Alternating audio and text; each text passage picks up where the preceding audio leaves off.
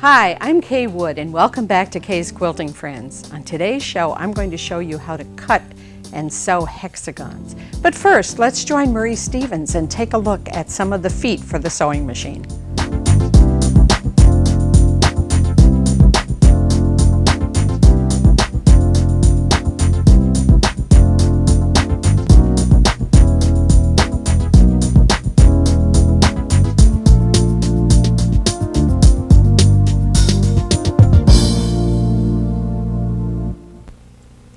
Joining me today is a friend of mine, Marie Stevens. Hi, Marie. Hi, Kay.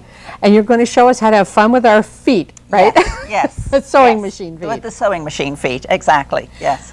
What are we going to take a look at today? Well, I have brought you today a pin tuck foot. This is the pin tuck foot right here. It's the deep groove pin tuck foot. And I've brought you a cord guide to show you how to feed cord through to make corded pin tucks. This makes them stand up like little soldiers. Okay.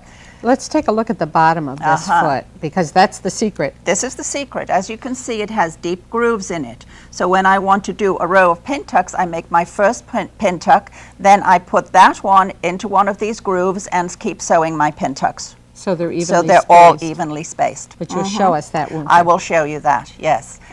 This is a cord guide, and as you can see here, this fits on my hook cover. I take the hook cover off the machine and I put this on instead, and my cord will feed right through this little opening right here, and it will give cording onto my pin tucks. So foolproof. Yes, really, it's foolproof. You'll get little soldier pin tucks there like this. Okay, let's see how we're going to do that. So we'll put this foot on, we'll snap it on. Now I notice you've already replaced the regular hook cover with this on the machine. Yes, I have. I just want to get this out of the way. The thread sort of stuck up there a little bit there. My pin tuck foot on. Pull all my threads under my foot into the back. That includes the cord. This includes the cord. As you can see, the cord is going right through the cord guide here. All right. Okay. Now all I need to do is put a piece of fabric on top of it, and I can sew. And my cord is going to be fed through automatically. I'm not going to have to do anything with it. I just want to set my foot right on top of it. Now what stitch do we have? Sew. I have a straight stitch. Okay. And I'm just going to leave it at the default setting of 2.2. Okay, and it looks like you've got 2 needles. I have a twin needle in there. I have 2 spools of thread on the machine, 1 on each spool pin. So now all I have to do is sew my pin tuck.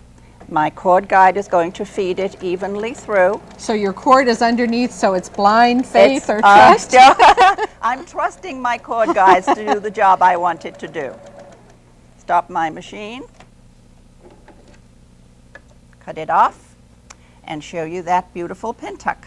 It's great. And the cording beautiful. Just lays right in there. Just right in there, yes. Now if I want to do one right next to it, all I need to do is put it in one of the grooves of my pin tuck foot. Okay, so you're putting the pin tuck we already did into a groove. An off-centered groove. Exactly, exactly. And I sew another pin tuck and I can get them evenly spaced just like this. That is great. It is beautiful, isn't it? And this is a sample that Cheryl Capps created. Did a lot of pin tucks so easily with the cording foot, and used it for embroidery on top of it. And this padded coat hanger cover would make a really neat gift. Oh, it would. I think we've made a lot of neat gifts out of those. You can do different size pin tucks, space them differently, and put different embroideries on them. So it is a lovely gift. And now Marie is getting the machine changed because she's going to show you how to make folded pin tucks like we have right here. Several different kinds. Tell us what you're doing there, Marie. Well, I took the twin needle out and I put a regular size needle, size 11 needle in here, a blue tip. I have my basic straight stitch foot on the machine. All right. I took my hook cover off and I put my regular hook cover on here. I took the cord guide off. Now I'm going to show you the cloth guide, Kay. This is a wonderful attachment for the sewing machine. I'm going to snap it on my carriage back here. And what happens with this, I can go to my cloth guide position and I can move the center so it's going to move over up to 5/8 of an inch. It starts off at 1.5 inches, so I can make beautiful pleats with it. I can bring it all the way down to 1/8 or 1/16 of an inch to make tiny folded pin tucks. So whatever size you want. Exactly, whatever size I want. Right now I'm at 5/8 of an inch seam, so all I have to do when I'm doing regular sewing is put my seam edges right against my cloth guide, and I'm sure to get a 5/8 inch every time. What I'm going to do with this now is bring it down to 4/8 or 1/2 an inch, and I'm going to show you how to make some folded pin tucks. Okay. All right, so I'll take my piece of fabric. I'm going to just fold it. And I'm going to place the fold against my cloth guide. Now all I have to do is sew it. And it's a perfect 1/2 inch. It's a perfect 1/2 inch, straight stitch all the way down. Perfect 1/2 inch.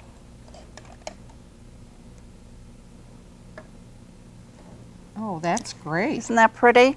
So that's how you got these. That's how I got those. Yes, I just fold it continually going over so each fold matches the seam before, and I can do rows and rows of pin tucks any size I want. With this one, I did folded 1/4 inch pin tucks. I went down to 1/8 here and did 1/8 pin tucks, and they're all perfectly spaced. Well, Marie, what have you done with these pleats? It looks a little different. They are different. Actually, these pleats are a row of 1/2 inch pin tucks. I have done 3 rows here, so I can show you how to make some shark's teeth. What I do is take my ruler and make marks with a water-soluble pen 1 inch apart along one of my pin tucks. Okay. Then I offset the next row by 1/2 an inch and then 1/2 an inch apart for as many rows as I want to do the shark's teeth. So every other row would be... Every other row I offset it a little. I then take my scissors and I cut right up to my seam on this mark. Every fold I cut right up to my seam on this mark. Then all I need to do is take my fold like this, fold it back, bring it down to a point. I use a fabric adhesive and bring it down, make them a perfect point, and just stick them down with my fabric adhesive. When I have them all, I use a temporary adhesive so that it's going to go away in a few hours. Okay, don't use glue. That wouldn't work. Right? That wouldn't work. When they're all set, all I do then is take it over and I do a tiny zigzag right on top of my line of stitching right here to anchor these shark's teeth down. And then they are finished. Marie, let's take a look at this beautiful blouse that you've brought. And here we have the shark's teeth. Yes, we do. We have 3 rows of shark's teeth, just like I had in the sample I just did. I have some lace insertion, and I have some embroidery in the center panel. This is professional style embroidery on the machine. Okay, the lace you showed us how to do a little bit earlier I on did. a different show. Yes, on a different show with the adjustable G-foot. Okay. Yes. And again, a lot of people have embroidery machines, Yes, don't they do. Yes, they do. So and I like especially the tone on tone. I just use white for every step instead of colors. Well, I want to thank you, Marie. This has been great. You've given us a lot of ideas. Thank you. Thank you for having me again. And you'll be back, I know, with more ideas for machine feet. Yes, right? yes. Okay. And now I'd like to show you some easy and quick ways to piece hexagons together.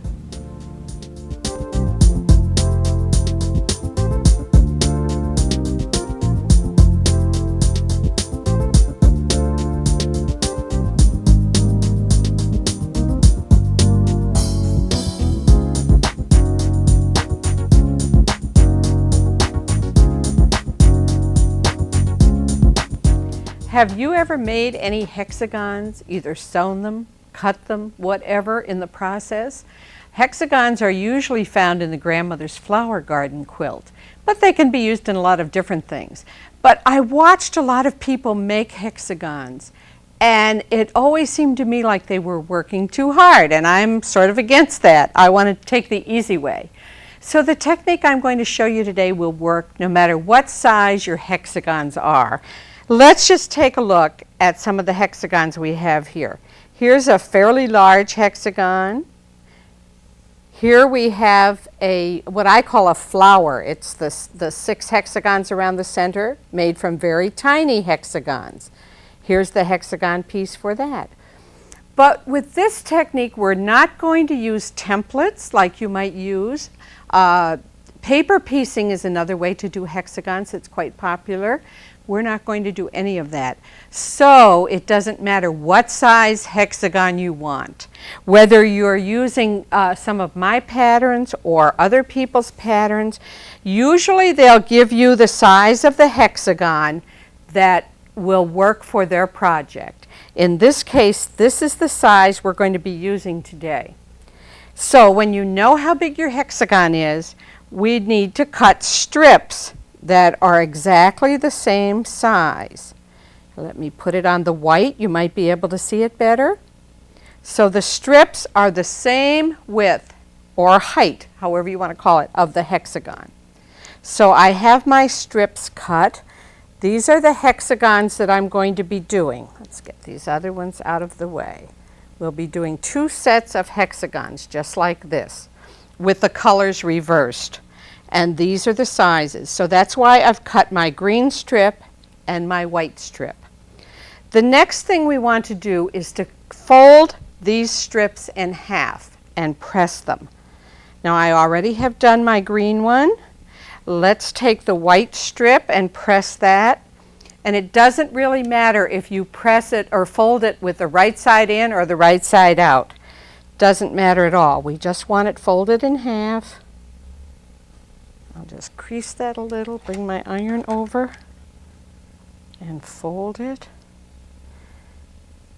And now be careful not to stretch your fabric, so it's just up and down, but we want a good crease in there.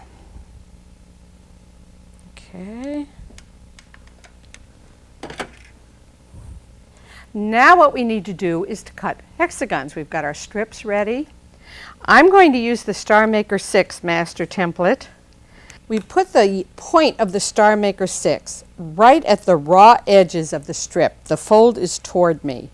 Now we have to have some way to mark where the fold is, because this technique will work with no matter what size your hexagons are, whether they're miniature to super large. But we do have to mark the fold. So I'm just going to put a piece of static sticker, you can use tape, anything that will line right up with that fold. Let's just line it up here. There we go. Now what we're going to do is take that tape or static sticker, the very top of it that was at the fold, and move it up so it's now at the top of the strip or the raw edges. Remember, the fold is here down toward me. And we're going to cut this hexagon. And with only 2 cuts, we can make a perfect hexagon. Let's take a look at it. Here we have a perfect hexagon. Now, let's take a look at some of the other size hexagons. If we were making this one, let's just fold our fabric the way we would if it were in a strip. When we put the Star Maker 6 on the strip, now what we have to do is mark the fold again, but it's down here. Then when we move that tape to the top to cut it, you can see how we have that size hexagon. And again, if we make miniature ones, then our tape would be further up on the Star Maker 6. So it doesn't matter what size you want to make. Okay, let's just cut one more from our green fabric. Again, we put the point at the top. Wherever the fold comes, we're going to put the tape or static sticker. And of course, once you mark your first hexagon, you don't have to realign the tape each time in that project. As long as the hexagons are the same size, you just keep your tape or static sticker there and just move right along the strip. We can get one more out of this piece. Our tape now goes to the top. We'll cut our hexagons. And these little triangles that are left, they can go into another project, or if you don't save pieces that size, they can be thrown out. Okay, we have our hexagons. Now, that's only half the battle. Cutting the hexagons was the first problem people told me about, and I think we've solved that. We get accurate hexagons all the time. The next thing that bothers people about hexagons are sewing them together, specifically the points right here, where this center hexagon meets the outside hexagons. That's been a difficult one to piece together. Let me show you how easy it can be to sew these together. We have to decide, first of all, which one we're doing. I have two different hexagon flowers here, one with the white, one with the green center. We're going to start with the white center. And then we need 6 hexagons to go around the outside edge. Just place those in place here. Now I have 2 different rules, I call them, hexagon sewing rules. The first one might surprise you because we're going to work from the center out and we'll sew 2 hexagons together, any 2 of them. And we're going to sew all the way from one edge to the next. So let's just sew that. Now I've put dark thread in my sewing machine so you can really see these stitches. Okay, now you can chain stitch. If you're making a whole bunch of these flowers, you would go from one to the other. But I just wanted to show you on one. So here we have 2 hexagons sewn together, sewn all the way from one edge to the next.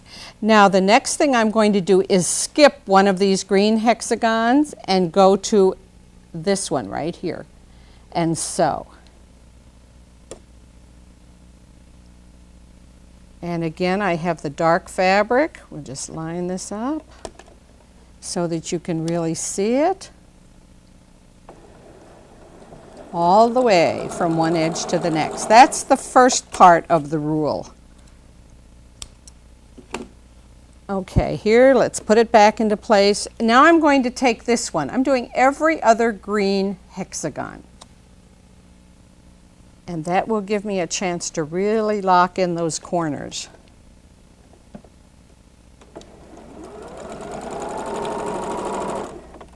Then it's time to go and press this. And I like to press my seam allowances away from the center hexagon, which in this case is the white one. So I'll lay it down on my pressing cloth, and we want to press from the right side. So if I have this piece like this, I'll just roll the iron and come across, and my seam allowances will lay the way they should without any creases on that seam line. Okay, now it's time for the second part of our hexagon sewing rule. Let's take a look at this. We're going to sew in these pieces, the hexagons in between. I can take this and line it up this way, but let's turn it over so you can see the stitching, because whenever we sew 2 hexagons together and we can see a seam, we sew from seam to seam, and that will give us a perfect corner. So let's do that. I'm going to line it up just visually, pick it up like this, so I can make sure that the ends are in the same place. We want to lock our stitches here, and this is really critical. What I do is take my needle and lower it right on the seam line between 2 hexagons. So the needle's in the fabric. I'm going to lower the presser foot. Now what I want to do is lock my stitch. And there are a lot of different ways to lock stitches. But what I don't want you to do is back up, because the needle is in exactly the place that I want it to be to start. So to lock that stitch, what I'm going to do is hold my fabric down, lift my presser foot up just a hair off the fabric, so when I take 2 or 3 stitches, the fabric's not moving. It's just off a hair. You probably couldn't even see how much it was off, but it's just released the fabric enough from the feed dogs. and then I'm going to sew to the next seam, and I'm going to stop with my needle down right on the seam line, and again lock my stitches by lifting the presser foot just off the fabric and taking 2 or 3 stitches. Now if you lift it up too far, you're going to get what we call a bird's nest underneath. That's where all the threads from the top go down and cause a problem. That's not what we want. Okay, just a locked stitch. And let's take a look at how it looks at this point. Now what we need to do are to sew these sides. And let's remember our hexagon rule. I'll bring these 2 sides together. The hexagon rule for sewing is you sew all the way from one end to the next unless there's a seam line where you start and stop. And when I hold these 2 pieces up, I can see a seam here. That means I'm going to lock my stitches right on the seam and sew. But at this end, there's no seam, so I'm going to go all the way to the end. That's as simple as it is. So let's go in here and put my needle down right on that seam.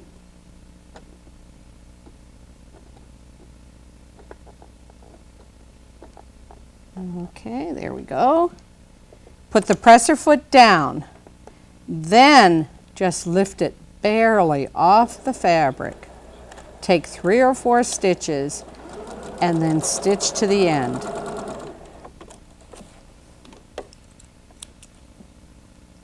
And let's get these threads cut. And let's take a look at how your corner looks right here.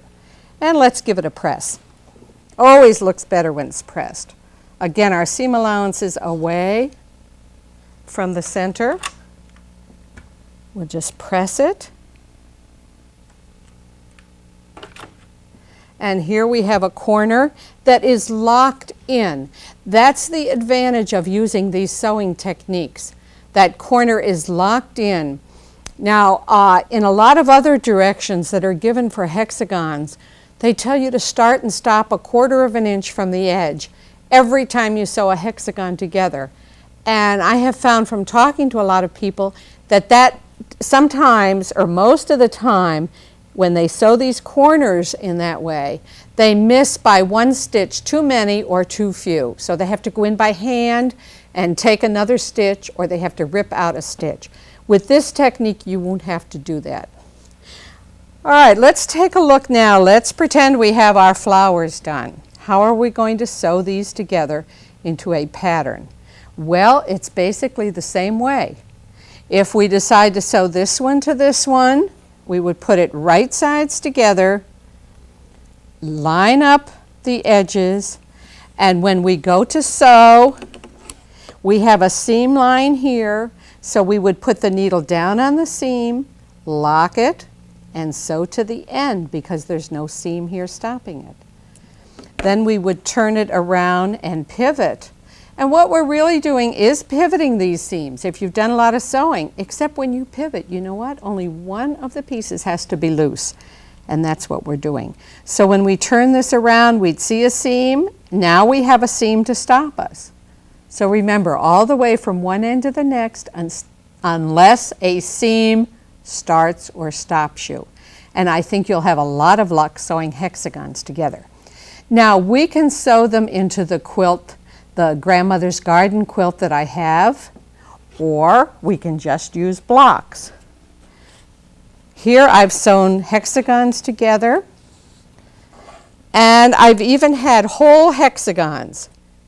You can see I've already trimmed it off. There were whole hexagons here, and I find that's the easiest way to do a quilt block. Just sew enough hexagons, then you can square it up, and it's ready to go into your quilt.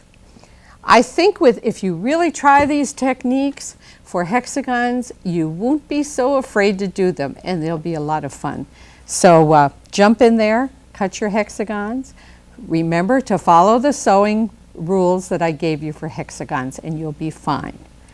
And be sure and be with me on my next show when I'll have some more quilting techniques that I know you'll enjoy. Thanks so much for being with me.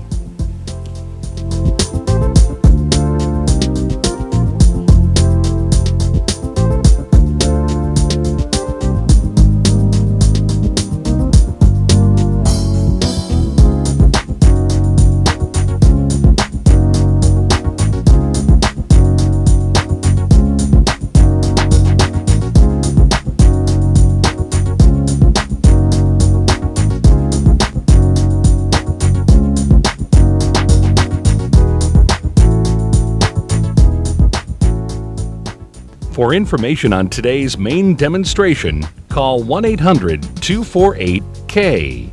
That's 1-800-248-5293.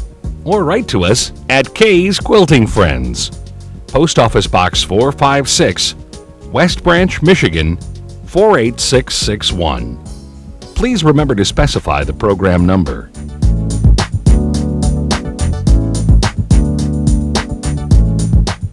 Kaye's Quilting Friends is brought to you in part by Janome America, American Professional Quilting Systems, Fiskars, and Quilters Rule International. Our thanks for joining us for this edition of Kaye's Quilting Friends. We hope the ideas shared with you in this program will make your quilting more enjoyable. Please join us again on the next Kaye's Quilting Friends.